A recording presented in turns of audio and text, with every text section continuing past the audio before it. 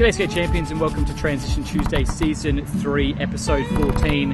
I'm at my local and it's a beautiful 22 degrees, perfect for a morning skate. And ideal conditions to do a tutorial on today's trick, which is the front disaster. I'm doing these tricks a little bit out of order from mini ramp trick lists, just because I feel like some of the tricks that I've done so far really will lead to this trick, and we'll discuss those now.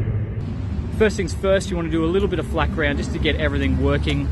The frontside tic-tac revert just allows you to use your shoulders and rotate on that front truck, and then work on sliding those back wheels around to get your frontside reverts, and then closely followed by just doing a frontside 180. These don't have to be particularly high at all. The few similarities that you want to take away from these tricks is that you want to roll away in the same direction that you landed. So try and get the full 180, and then just get into the rhythm of rotating your shoulders, followed by your hips, and just then let your feet do the rest. Then taking a transition, a couple of tricks that we've done so far in the mini ramp trick lists will really aid your progression towards the front disaster are fakie rocks, switch rocks, and the fakie pop rock. All of these really prepare you for landing in a stall and then coming back in regular. Have your feet in a few varied positions just to get used to the roll-in, I suppose. Then you want to progress to like a cess slide just on the transition. That's just kind of doing your revert and then coming back in. You can work on trying to get that higher and faster, and then take that into the coping with one of my favorite tricks, the no-name trick, the G-turn disaster, the pivot disaster, whatever you want to call it. It really ties in well with the front disaster. It's pretty much the poor person's disaster. Once you've got all that foundation work in, you're taking it up to try the actual front disaster, which has just a little bit of pop. Really doesn't matter how much you get off the ground here. You can revert the back wheels up until the coping and then sort of lift up a little bit as well.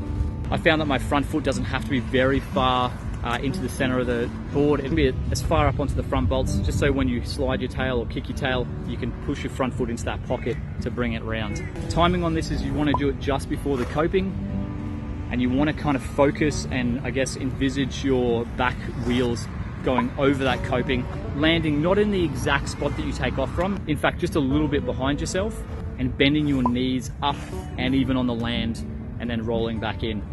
I'll show you a couple of angles of this just so you get the idea, and you can see that I'm really rotating my shoulders as I go up the transition, just getting ready to rotate my hips and my feet round.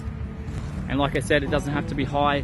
Doesn't have to be like a monster stomp on the way down, but this trick is actually a lot easier than I thought it would be.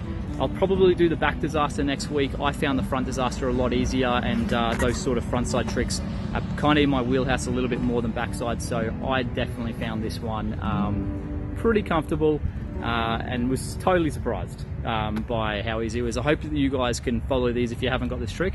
Follow this list of build-up pattern and yeah, give it a good go, because yeah, it's really not that hard, and it looks really sweet, and people think it is way harder than it is, but it isn't. But yeah, I'll see you legends next week. Remember to keep skating, keep having fun, and of course keep progressing. Take it easy, legends.